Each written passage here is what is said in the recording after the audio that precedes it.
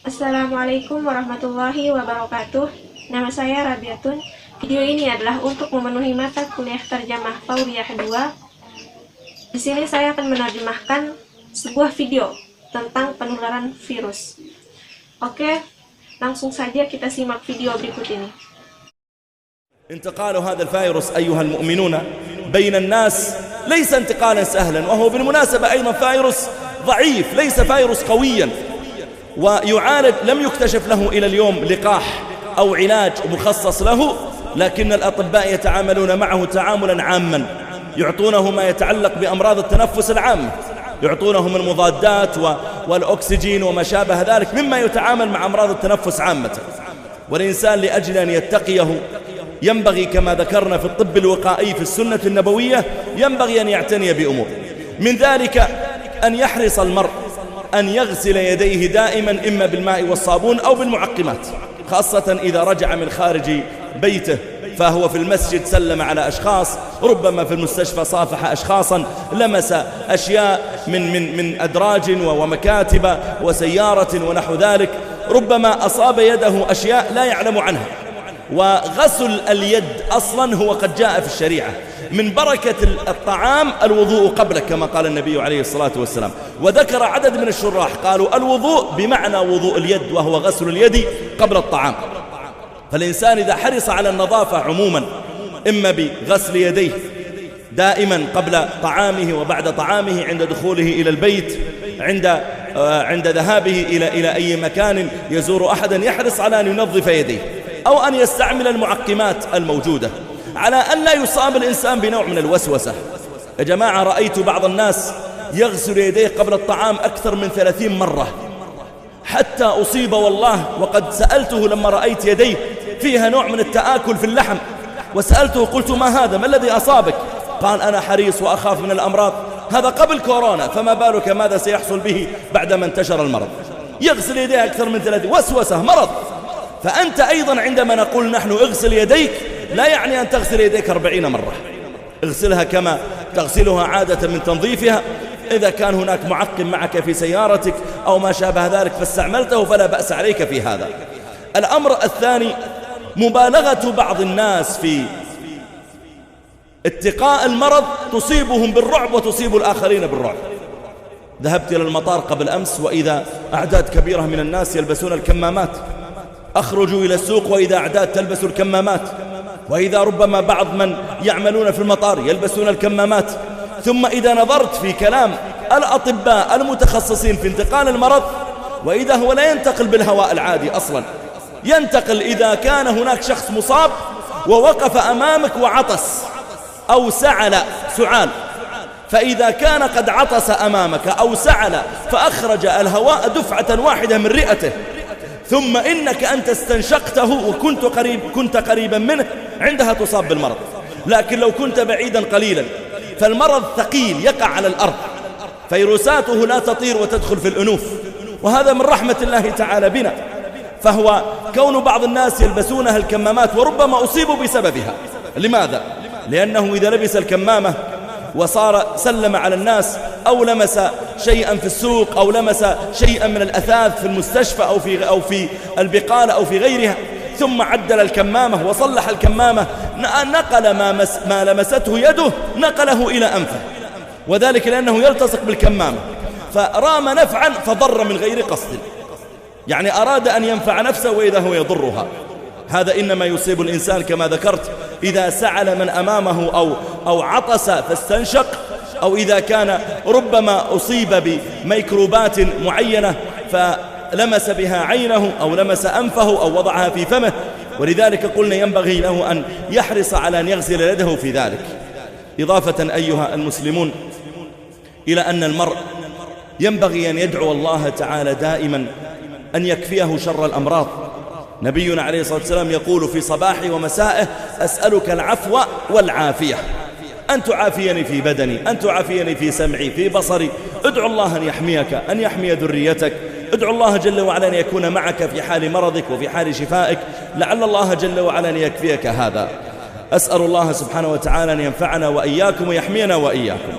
ما انتشر أيها المسلمون من علاجات في بعض الرسائل كمن يقول ضع كذا من الثوم وضع كذا، اخلط معه كذا من العسل ونحو هذا. هذه في العموم يقول الأطباء إنها مضادات طبيعية حيوية عامة. يعني مثلا استعمال الثوم، استعمال استعمال العسل، استعمال عدد مما ثبت طبيا أنه مضاد حيوي عام، أنه يقوي الجسد في العموم، هذا لا بأس به. لكن أن يخصص ويقال إن هذه الخلطة تفيد في هذا الفيروس، فلا ينبغي للإنسان أن يطير مع أي شيء. بعض هذه الخلطات يا جماعة تتحول إلى ضرر بالجسم، عندما يخلط الثوم بالعسل ويخلط أشياء معينة ويبدأ يضعها ربما في الشمس وقتا معينا، ويبدأ الإنسان يرسلها الرسائل انتبه لا تنفذ أي شيء. ربما تحولت الأمور في داخل جزيئات هذه المادة، تحولت إلى شيء آخر، إما بالتبريد وإما بالحرارة وأنت لا تعلم، وأنت تأكل تظن أنك تتقي المرض وأنت تجعله في جسدك. أيضا ليس كل رسالة ترسل إليك معناه أنك تنفذ ما يذكر فيها، وكما ذكرنا الإنسان ينبغي ألا يقتله الوهم في ذلك. Baik, saya akan mencoba menerjemahkan apa yang ada dalam video tadi. Oke, langsung saja. Wahai orang-orang mukmin, penularan virus ini di antara manusia bukanlah penularan yang biasa. Mereka berkata bahwa virus ini adalah virus yang lemah, bukan virus yang kuat. Namun belum ada yang menemukan vaksin atau perawatan untuknya sampai hari ini.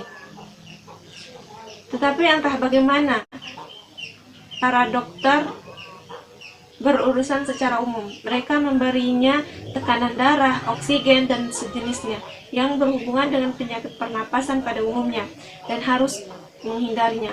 Seperti yang kami sebutkan dalam pengobatan pencegahan dalam sunnah Nabi yang harus mengurus hal-hal. Dari sini manusia harus menjaga dirinya dengan mencuci tangannya dengan sabun atau dengan alat sterilisasi. Terutama ketika kita kembali ke rumah, saat berada di masjid, di rumah sakit, berjabat tangan dengan orang-orang yang menyentuh benda-benda dari laci, kantor, mobil, dan lain sebagainya.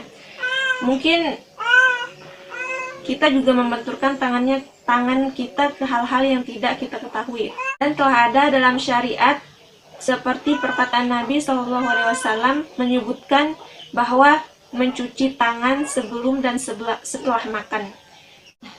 Jadi kita menjaga kebersihan secara umum seperti mencuci tangan sebelum makan dan sesudah makan, ketika kita memasuki rumah, dan ketika kita pergi kemanapun.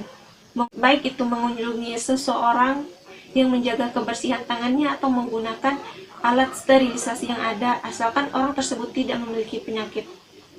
Wahai jamaah, saya melihat beberapa orang mencuci tangannya lebih dari 30 kali sebelum makan, karena dia takut akan virus.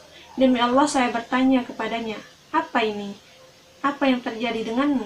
Dia berkata, saya seorang penjaga dan saya takut akan penyakit corona. Saya pun bertanya kembali, jadi apa yang akan terjadi padamu setelah penyakitnya menyebar? Dia mencuci tangannya lebih dari 30 kali. Dia was-was dan takut terkena virus. Jadi di sini cucilah tangan seperti biasa ya, dan gunakan alat sterilisasi jika ada saat kita menyentuh mobil atau sejenisnya. Hal kedua adalah beberapa orang membesar-besarkannya dan penyebaran penyakit membuat mereka takut. Saya pergi ke bandara kemarin dan saya melihat banyak orang yang menggunakan masker. Ada yang pergi ke pasar menggunakan masker, serta para petugas di bandara juga menggunakan masker. Maka jika Anda mendengar kata-kata para dokter yang berspesialisasi dalam penularan penyakit, virus ini menyebar melalui udara. Jika ada seseorang yang terinfeksi dan berdiri di depan kita lalu bersin atau batuk, maka dia akan menularkan melalui udara dan udara itu akan masuk ke dalam hidung kita.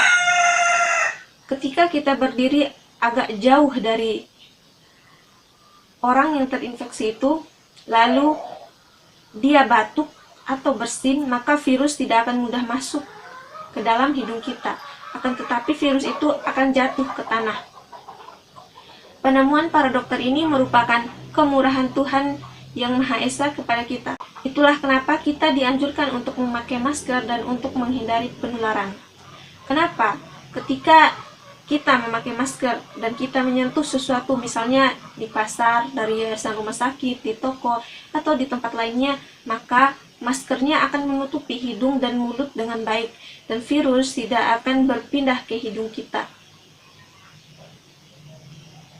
Ini karena kita memakai masker. Nah, karena itu kita dianjurkan untuk memakai masker dan mencuci tangan kita. Ini menimpa seseorang seperti yang saya sebutkan. Jika dia batuk di depanmu atau bersin, maka dia mungkin memiliki mikroba tertentu. Mungkin dia menyentuh matanya, hidungnya, serta memasukkan tangannya ke dalam mulutnya, maka dia harus menjaga dan mencuci tangannya.